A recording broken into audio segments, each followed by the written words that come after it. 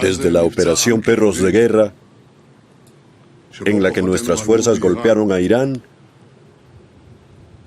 sigo repitiéndolo una y otra vez. Incluso ayer, durante una emotiva visita a la primera brigada ultraortodoxa en las FDI, la brigada de los Hasmoneos. Allí se levantó un joven soldado y preguntó: ¿cómo se decidió el nombre de la operación? ¿Por qué se eligió precisamente ese nombre? Y la respuesta es sencilla. Sentí que esas palabras reflejan la mejor manera del espíritu de nuestro pueblo, la fuerza de nuestro Estado, el heroísmo y la determinación de nuestros soldados para golpear a quienes buscan nuestra destrucción. El nombre, Perros de Guerra, no proviene de algo torcido o arrogante. Ese nombre proviene de la Biblia. Pero resulta, y es mi deber como primer ministro, que como tú nos revelaste algunas cosas interesantes sobre Solweilen, yo también les contaré que Benjamin Z. Herzl, o Theodor Herzl, creyó con todo su corazón. El símbolo del primer Congreso sionista hace 128 años fue una estrella de David con un león dentro, el cachorro de león de Judá. Con el tiempo, ese símbolo también fue bordado sobre el velo Parohet, que cubría el féretro de Herzl cuando sus restos fueron trasladados para ser sepultado en Israel. También el continuador del camino de Herzl, Zev Jabotinsky, se emocionó con el rugido de león del sionismo. Y Jabotinsky amplificó aún más ese rugido cuando expresó el porte erguido de la identidad nacional frente a tantos amigos como a enemigos. Él escribió: a la Liga de Naciones acude poderoso, como un león que entra al encuentro de leonas. Pero no solo el león nos conecta entre los inicios del sionismo y nuestros días actuales. Durante la operación Perros de Guerra, cuando me dirigí directamente al pueblo iraní, mencioné la maravillosa proclama de Ciro, el rey persa, de hace 2500 años. El rey Ciro nos liberó a nosotros, los judíos, y allanó el camino para el regreso a Sión. Y nosotros, algún día, traeremos la liberación del pueblo persa del régimen tiránico que lo oprime desde hace casi medio siglo. Es posible que nuestra acción ya haya expuesto esa tiranía y la haya puesto al frente del proceso que el pueblo iraní mismo llevará a cabo con sus propias fuerzas. Un delegado importante del primer Congreso sionista en Basilea se llamaba Karpel Lippe, de Rumanía. Él se refirió a este punto de la proclama de Ciro mientras Herzl estaba de pie a su lado.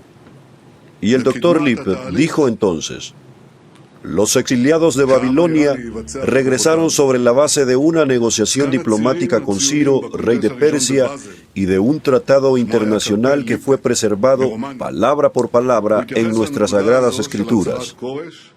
Herzl se identificó profundamente con ese objetivo de involucrar a las potencias extranjeras y a los líderes del mundo para realizar los objetivos del sionismo político. En apenas 8 años, logró sacar la cuestión judía del rincón y colocarla al frente del escenario mundial. Su aparición, la de Herzl, ante reyes y nobles, se hizo de una manera nueva. No como un mendigo, no como un pobre en la puerta, y tampoco como un cabildero que suplica por su vida. Herzl lo hizo con orgullo, como representante de un pueblo milenario que anhela regresar con la fuerza de la justicia moral a su patria. Él se reunió con los poderosos del mundo, se reunió con el Kaiser alemán.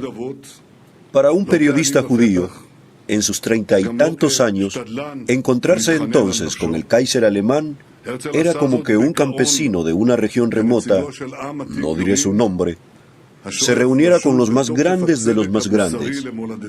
Pero él tenía un enorme talento.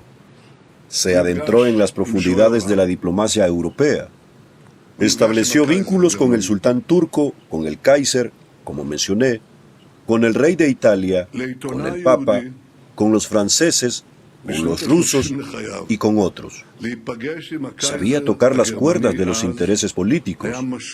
Fue, en realidad, el primer estadista judío en los tiempos modernos que trabajó por nuestro pueblo. Hubo estadistas judíos, pero no hubo estadistas judíos que trabajaran por el Estado de los judíos. Herzl supo tocar las cuerdas de intereses basados en la angustia económica que requería una solución. Así lo hizo con el sultán. Y también de la voluntad de alejar a los judíos a otro país, así lo hizo con el Kaiser alemán. Le dijo: ¿quieres deshacerte de los judíos? ¿No eres tal vez un gran amigo de nuestro pueblo? Pues yo te resolveré ese problema.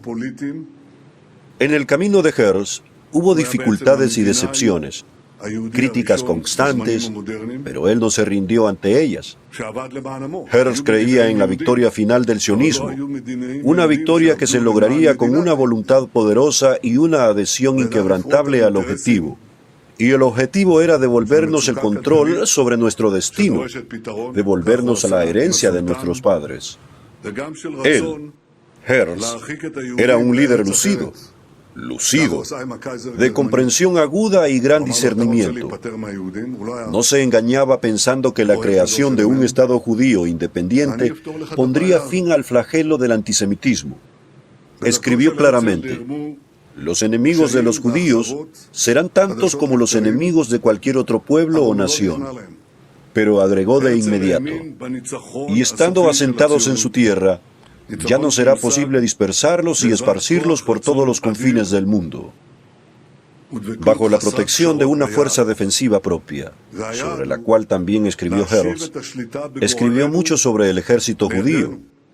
Esto fue una de las cosas que hicieron que muchos de su generación lo consideraran como alguien no cuerdo. Bajo la protección de nuestro ejército y de los defensores de nuestra tierra, hoy respondemos a nuestros enemigos con un golpe doble. El estallido del terrible terrorismo del 7 de octubre lo demostró claramente. Hace 21 meses sufrimos un golpe muy duro. La crueldad demoníaca de nuestros enemigos rompió todas las normas humanas. Pero fue precisamente en ese momento cuando se reveló nuestra fuerza nacional. Se reveló a partir de un entendimiento claro de contra quién estamos luchando y contra qué estamos luchando. Nuestros comandantes, nuestros soldados, con este doble entendimiento, dieron un paso adelante para derrotar a Hamás, para devolver a todos nuestros cautivos como una misión sagrada con la que no nos conformamos.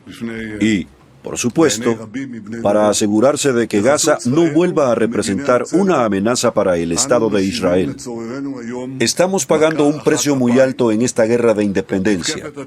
Y junto a eso tenemos muchos logros heroicos, logros que perdurarán por generaciones. Herzl visitó la tierra de Israel en 1848 y, entre otros lugares, llegó a la colonia de Rehovot. Allí vio a los jóvenes jinetes de la colonia montados sobre sus caballos con la espada erguida, y sus ojos se llenaron de lágrimas. Puedo, junto a ustedes, solo imaginar cómo habría reaccionado hoy al ver a la generación de la victoria, cuyo fuerte vínculo con la tierra inspira un poder inmenso. No hay como los perros de guerra que se levantarán, y como leones se levantarán. Nuestros soldados y soldadas marchan cada día como pioneros al frente del campamento. Están ligados a las raíces de nuestro pueblo, están ligados a nuestra identidad, están ligados a nuestra esencia. Ellos están dispuestos a dar su vida por nuestra libertad. Gracias a ellos, el pueblo se mantiene firme y el hogar permanece en pie. Distinguidos presentes, la obra poderosa que estableció Herzl es un milagro histórico en toda medida. En la época de Herzl no éramos la parte fuerte, pero hoy, con la realización de su visión, la situación se ha invertido. Israel es un país buscado, un país que, especialmente en los últimos días, es cortejado. Junto con nuestro amigo, el presidente Trump, aprovecharemos nuestros logros en el campo de batalla. Trabajaremos para expandir los acuerdos de Abraham y, con la ayuda de Dios, alcanzaremos más acuerdos de paz con países árabes. paz desde la fuerza que hemos revelado en el último año y medio. Y añado, la fortaleza de Israel también se manifiesta en otros ámbitos, como la innovación tecnológica. Eso es algo que Herzl admiraba profundamente. Él admiraba los descubrimientos científicos, las innovaciones, la innovación de su época. Escribió extensamente sobre ello en su libro Al Niolen, Vieja Nueva Tierra, sobre cómo sería todo aquí. Y todo fue así, casi todo. Hace 40 años, hace 50 años, hace 60 años, ya estaba ocurriendo. Pero hoy, esas innovaciones se han multiplicado decenas de veces. También en este ámbito, de acuerdo con la visión de Herzl, siempre aspiramos a estar a la vanguardia del progreso mundial, en la ciencia y la medicina, en la energía, en la agricultura, en la ciberseguridad y en la inteligencia artificial. Después de la masacre de Sheba en octubre, escribió el poeta Herzl que familiares suyos fueron asesinados en el kibutz en Arabaj. De la destrucción se construye un pueblo y un país. En un pequeño lugar nuevo crecerá una generación que respira entre lágrimas. La verdad, la tierra. No te abandonaré, oh Jerusalén. Subiré a tu renacimiento. Herzl Hakak fue nombrado, por supuesto, en honor a Benjamin Zev Herzl. Su hermano gemelo, el poeta Balfour Hakak, llevó el nombre de Lord Balfour de Gran Bretaña, quien emitió la Declaración Balfour sobre el establecimiento del Hogar Nacional Judío.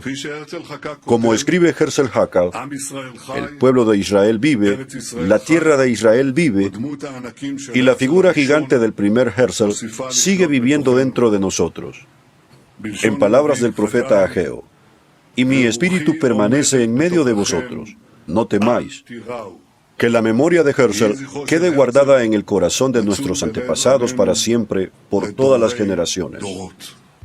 Con estas palabras, el primer ministro Benjamín Netanyahu concluye su intervención evocando el espíritu profético de Herzl y reafirmando el compromiso inquebrantable de Israel con su libertad, su desarrollo y su defensa. Uno de los momentos más llamativos de su discurso fue cuando mencionó la llamada Operación Perros de Guerra, expresión que ha generado dudas y preguntas sobre su significado y relación con otras operaciones.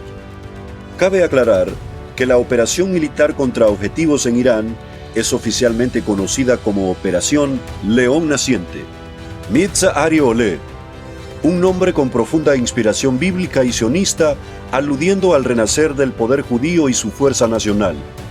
Sin embargo, en sus discursos, Netanyahu también emplea la expresión con perros o perros de guerra como un término simbólico y espiritual basado en referencias bíblicas para destacar la ferocidad, la determinación y la fidelidad de las fuerzas israelíes que se lanzan con decisión a proteger a su pueblo.